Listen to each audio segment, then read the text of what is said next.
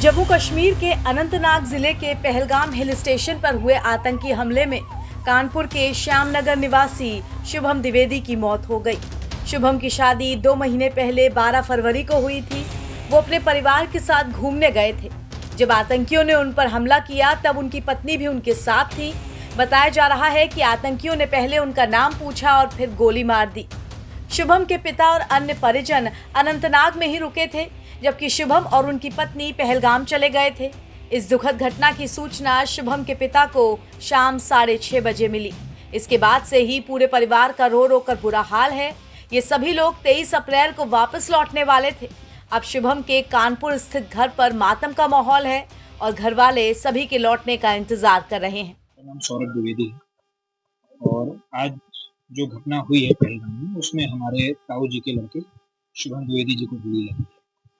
दोपहर करीबन 3 बजे हमको फ़ोन आया था कि वो लोग ऊपर पहलगाम में घुड़सवारी करने गए हुए थे, वहाँ पर उनके सर में गोली मारी। जानकारी इस तरीके से हुई, जैसे मान लीजिए वो घूमने गए हुए थे तो हमने उनको फ़ोन किया तो उन्होंने बताया कि अभी थोड़ी देर पहले इस तरीके की घटना हो गई है।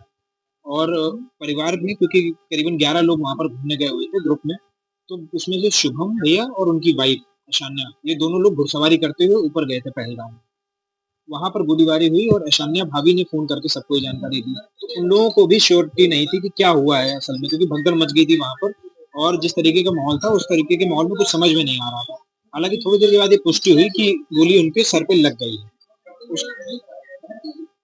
ये 17 तारीख को गए थे और 23 तारीख को इनको वापस आना था। करीबन 11 लोगों का ग्रुप था जो पूरा कश्मीर घूमने गया हुआ था, तो सोनमर्ग, गुलमर्ग और इसी तरीके से आज ये लोग वहाँ पर थे पहलगाम में।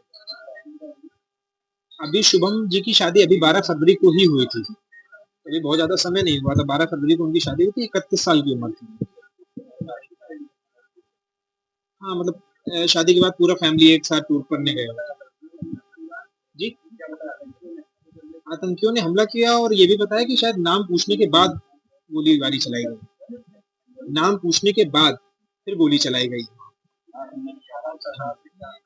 देखिए, सरकार से हमारी सिर्फ इतनी दरख्वास्त है कि जो भी वहाँ पर घटना हुई है, उसके जो भी प्रोसीजर्स वहाँ पर हैं, उनको जल्दी से जल्दी खत्म करके जो भी स्थिति है उसको स्पष्ट करें और हमारे भाई को जिस भी स्थिति में वो हैं, उनको यहाँ जल्द से जल्द हम लोगों को सौंपें। क्योंकि जो उस तरीके की हम लोगों को खबरें वहाँ से मिल रही हैं, अभी सरकारी तौर पर कोई पुष्टि नहीं हुई है, पर हम लोगों को एक खबर मिल रही है कि उनकी डेथ हो गई है। तो अगर ऐसा हो गया है, तो हम लोगों को उनके रिमेन्स जो हैं, वो जल्द से जल्द यहाँ पर पहुँचाए जाएँ। अभी हमसे कोई संपर्क नहीं हुआ है। जो लोग वहाँ पर भी हैं फैमिली के, उन्होंने ये बताया कि उनको अभी अस्पताल में देखने को नहीं मिला है। लेकिन हाँ, ये कन्फर्मेशन आ रही है कि डेथ हो गई है। क्योंकि एक वीडियो भी वायरल हो रहा है जिसमें शुभम भैया दिख रहे हैं, उनके सर पे गोली लगी हुई।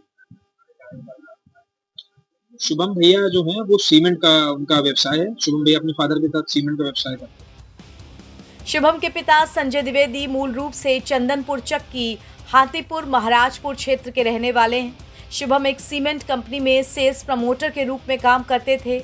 31 साल के शुभम घर के इकलौते बेटे थे और परिवार के 11 लोगों का ग्रुप कश्मीर घूमने गया था।